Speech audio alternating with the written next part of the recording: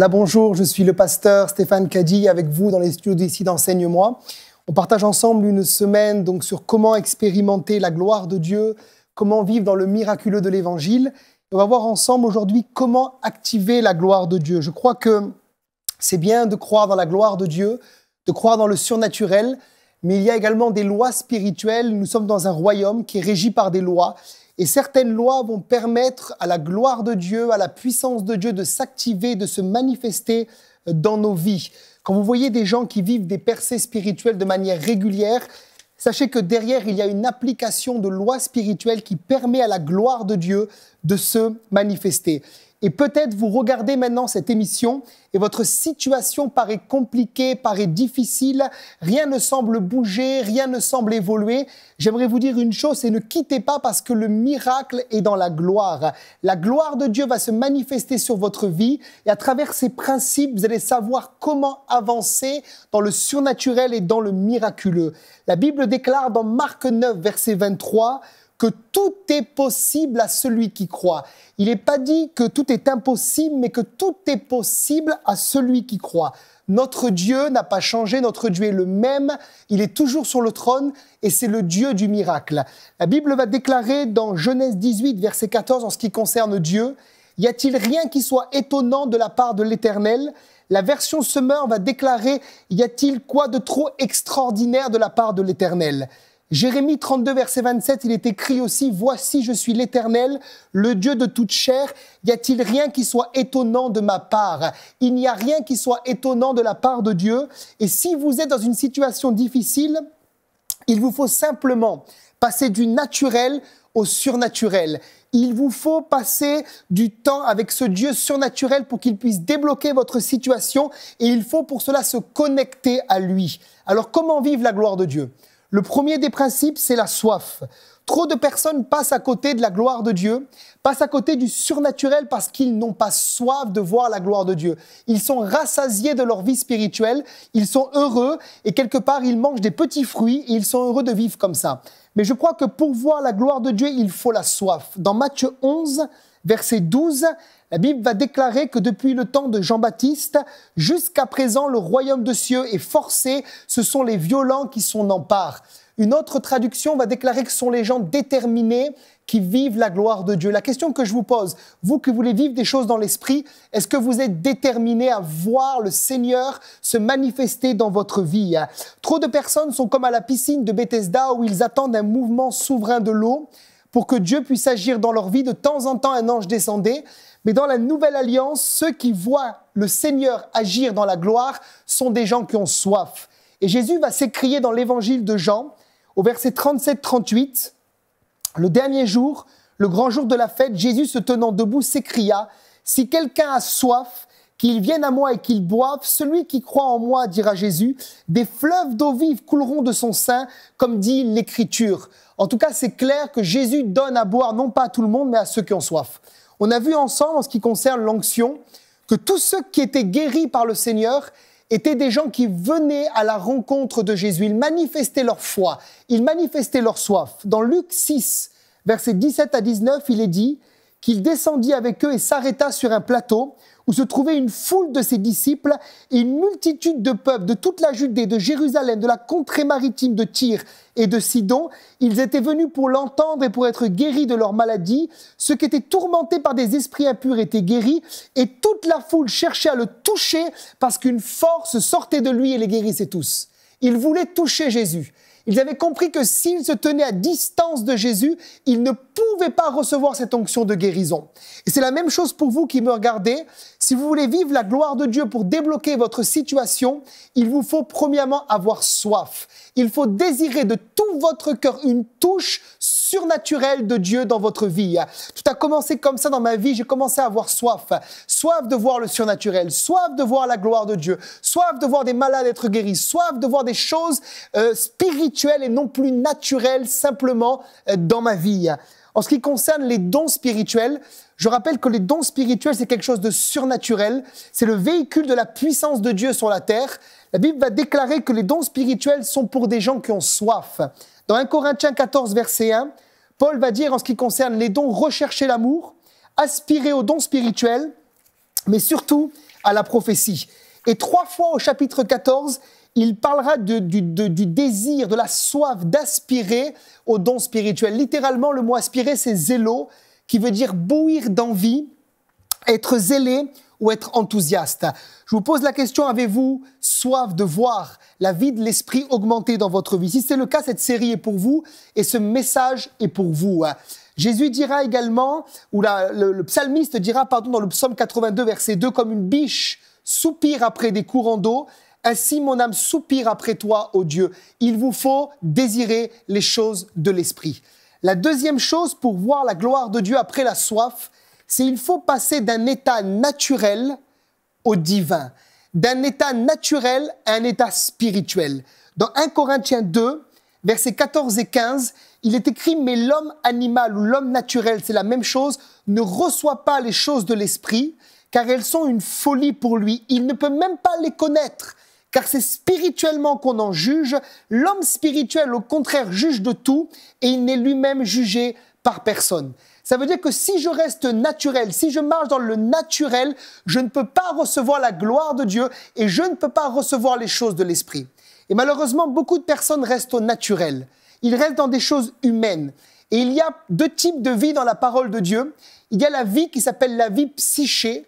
C'est la vie animale, on l'a lu ensemble, c'est la vie naturelle. Et cette vie-là ne me permet pas, c'est la respiration de l'âme, de recevoir les choses de l'esprit.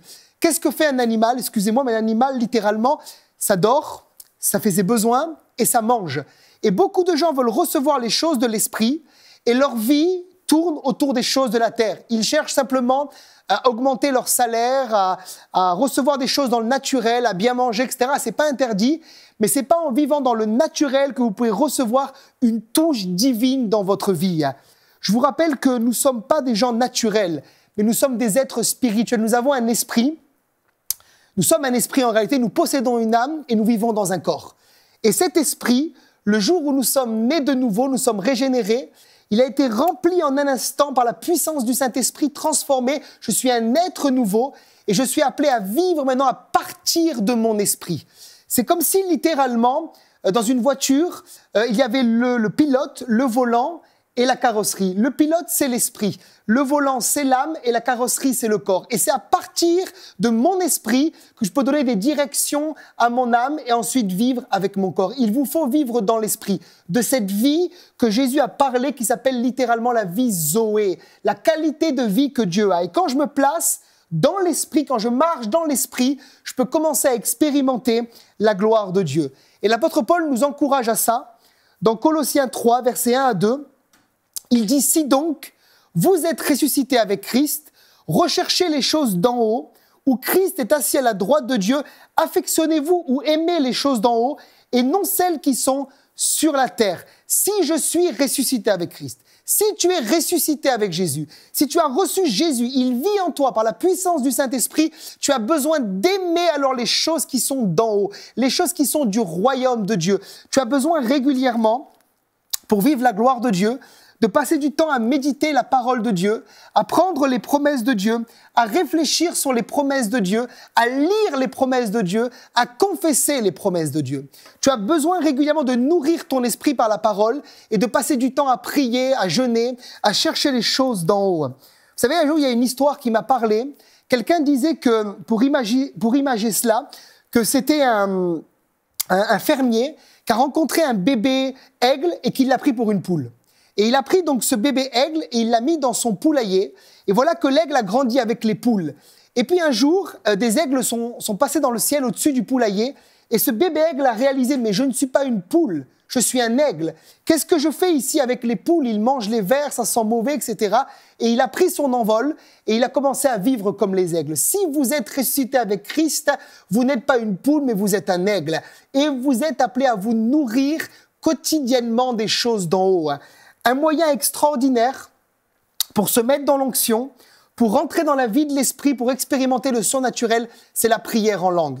Quand je prie en langue, Paul va déclarer dans 1 Corinthiens 14, verset 14, que mon esprit est en prière et que mon intelligence demeure stérile. Ça n'a rien à voir avec l'intellect, c'est mon esprit qui est en prière. Et personnellement, pour rentrer dans l'esprit, Et c'est quelque chose de très régulier que je vis, je passe du temps à prier dans des nouvelles langues. Parfois, en me levant le matin, en prenant du temps dans la présence de Dieu, je commence toujours à prier dans l'esprit. Je ne commence pas par l'intelligence, mais dans l'esprit. Et après, je prie aussi bien sûr par l'intelligence, mais je me mets d'abord dans l'onction au travers la prière en langue. Et tu peux chuchoter en langue toute la journée. Tu peux être sur ton lieu de travail avec tes collègues, tes amis, ta famille, personne ne le voit. Et tu chuchotes. Tu pries, tu es en train de nourrir ton esprit et tu es en train de te placer dans l'onction pour voir le surnaturel divin se manifester, pour voir la gloire de Dieu se manifester. Quand je prie en langue, je peux avoir plusieurs activités en même temps, c'est mon esprit qui prie. Par exemple, si vous tondez votre gazon, vous êtes en train de prier dans l'esprit, en même temps vous réfléchissez à ce que vous faites, donc c'est votre âme, et votre corps pousse la tondeuse. Mais l'esprit peut rester en prière, l'esprit peut rester dans la présence de Dieu.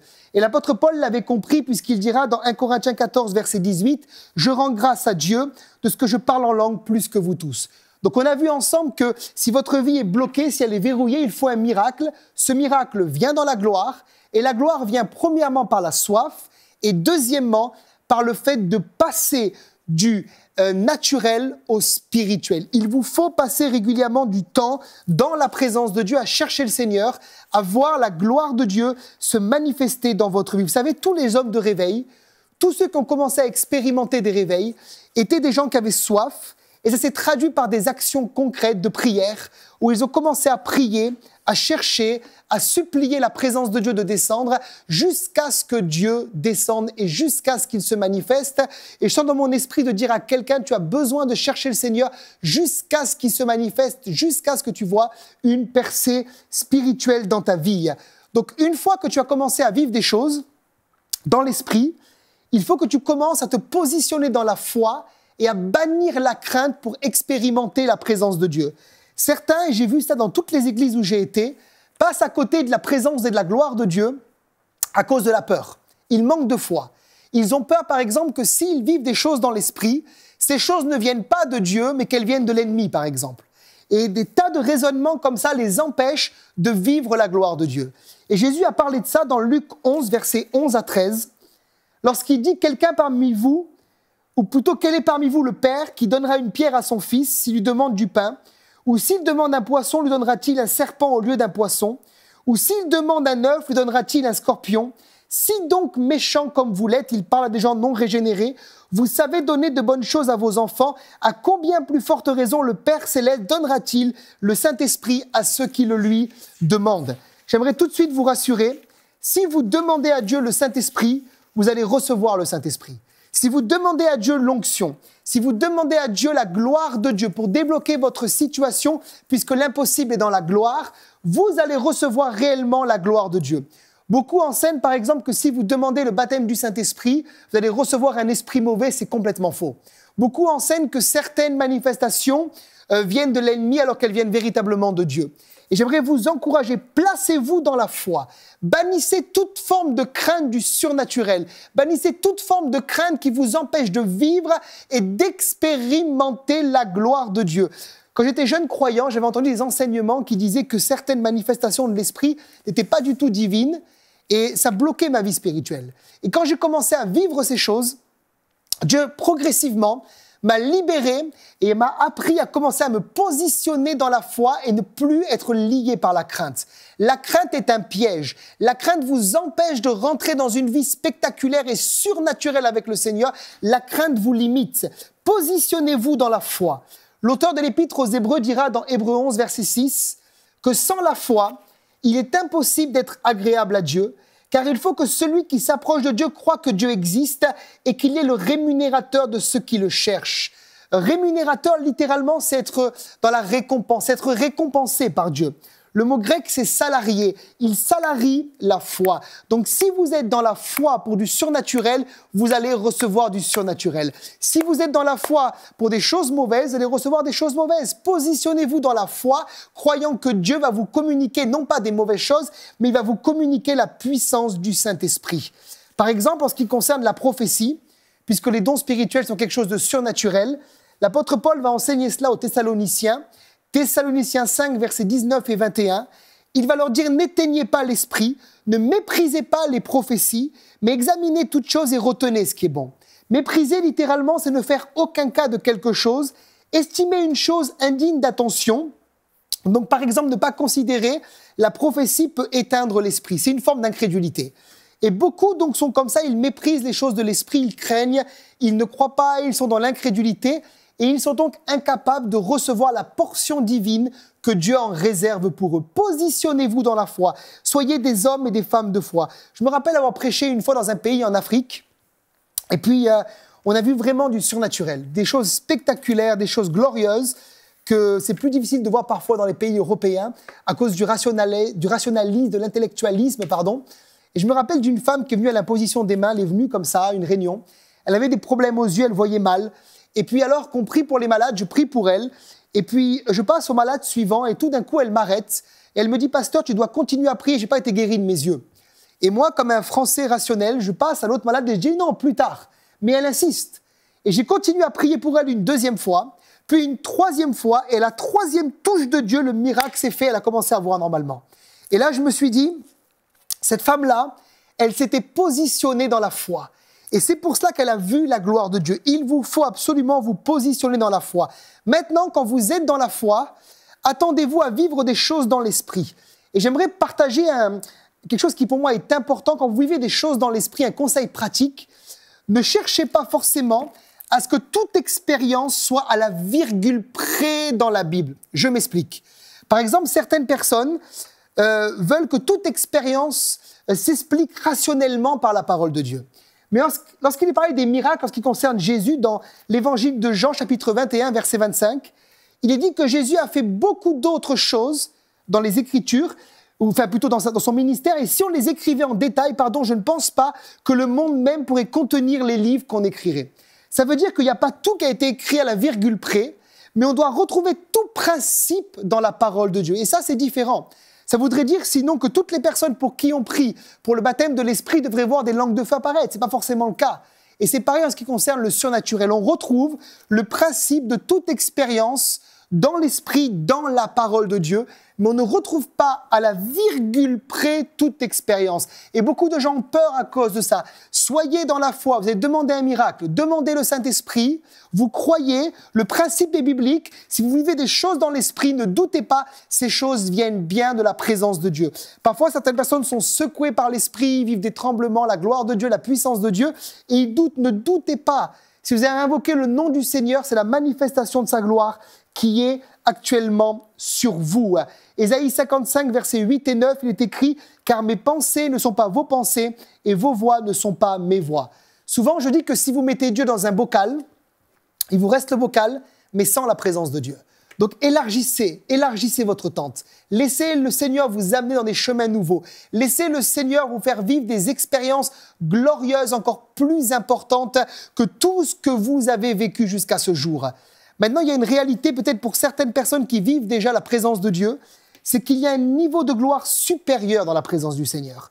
Peut-être certains ont vécu des expériences, des petites choses dans la présence de Dieu et le résultat, c'est que vous avez des petites interventions divines, des petits miracles. Mais pour vivre des grands miracles, il vous faut avancer dans le surnaturel, avancer dans la présence de Dieu, avancer de gloire en gloire, comme la Bible va le dire, avancer dans des choses glorieuses, dans des choses merveilleuses, ne pas se contenter simplement de petites choses, de petites expériences, mais de vivre quelque chose de plus fort dans l'esprit. L'impossible est dans la gloire. Votre miracle est dans la gloire. Et dans Ézéchiel 47, versets 1 à 5, il est écrit, en parlant du prophète Ézéchiel, « Il me ramena vers la porte de la maison, et voici de l'eau sortait sous le seuil de la maison à l'orient, car la face de la maison était à l'orient.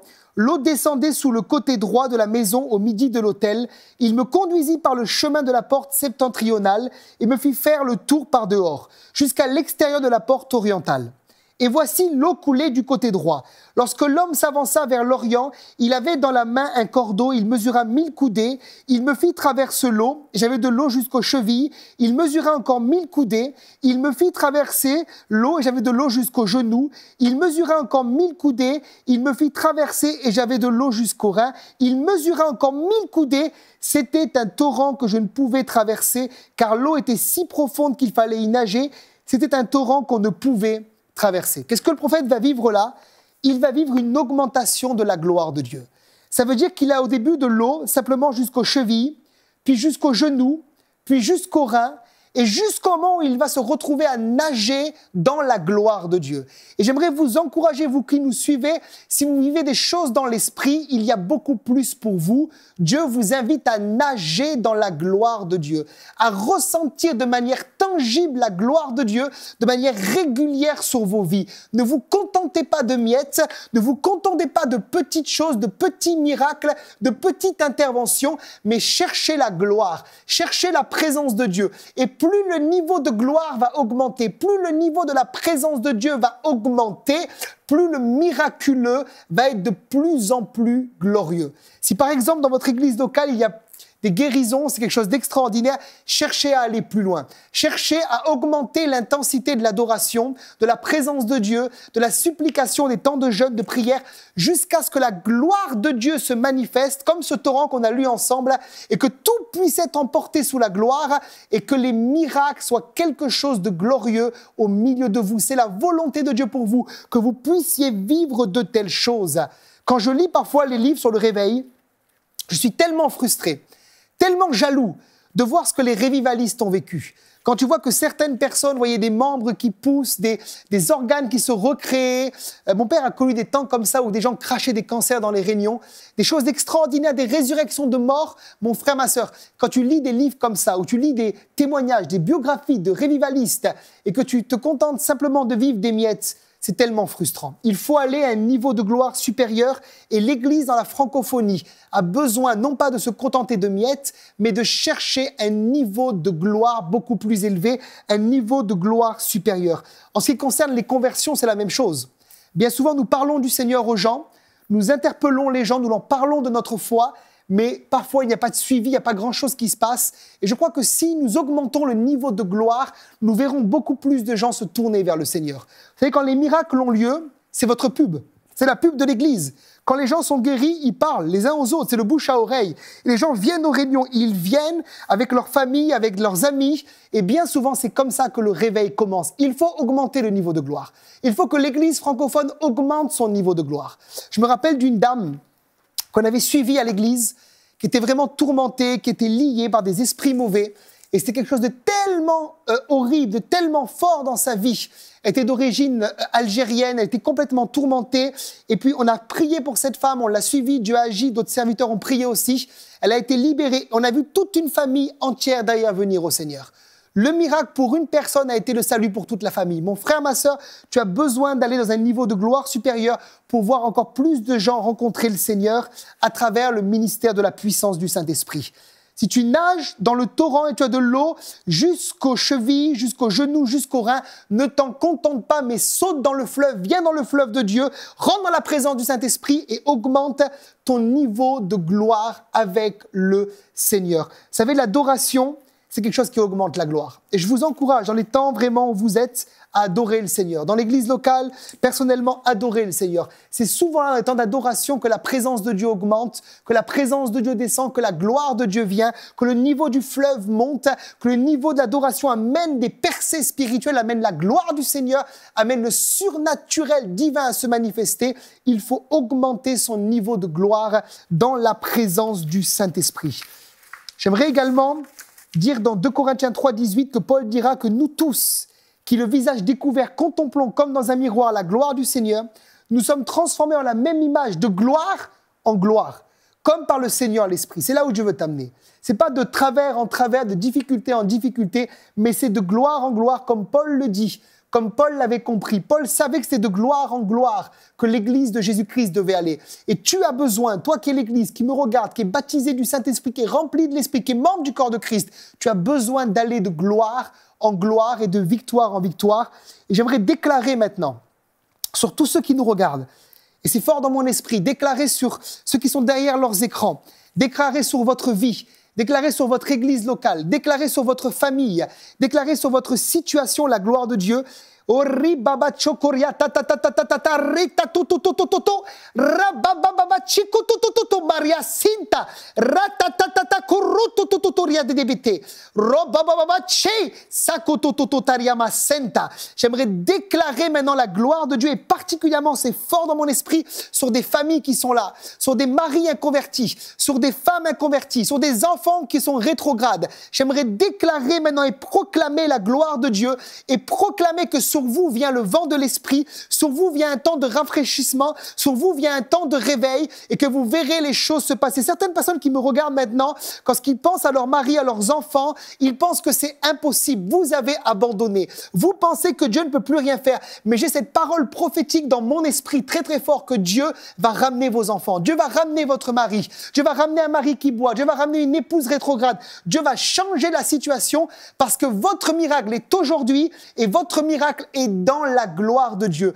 Je veux déclarer la gloire de Dieu sur vous maintenant dans le nom de Jésus et je proclame ce verset d'Ésaïe 60, versets 1 et 2 de manière prophétique sur votre vie. Je déclare, lève-toi, sois éclairé, car ta lumière arrive et la gloire de l'Éternel se lève sur toi. Voici les ténèbres couvrent la terre et l'obscurité les peuples, mais sur toi qui me regarde, l'Éternel se lève, sur toi sa gloire apparaît. Je libère cette parole comme une parole prophétique maintenant, Seigneur, sur tous ceux qui nous regardent et tu travailles avec la parole prophétique, tu travailles avec le Saint-Esprit, tu fais des miracles, tu fais des signes, tu fais des prodiges, tu changes des situations, tu guéris maintenant des cœurs brisés, tu changes, Seigneur, dans le nom de Jésus-Christ les choses, tu changes le mal en bien et comme l'apôtre Paul, Seigneur, qui a vu la prison trembler à Philippe, et les chaînes se sont brisées et les prisonniers ont été libérés, que tous ceux qui nous regardent connaissent un temps de libération maintenant. Recevez simplement de la part du Seigneur un attouchement divin.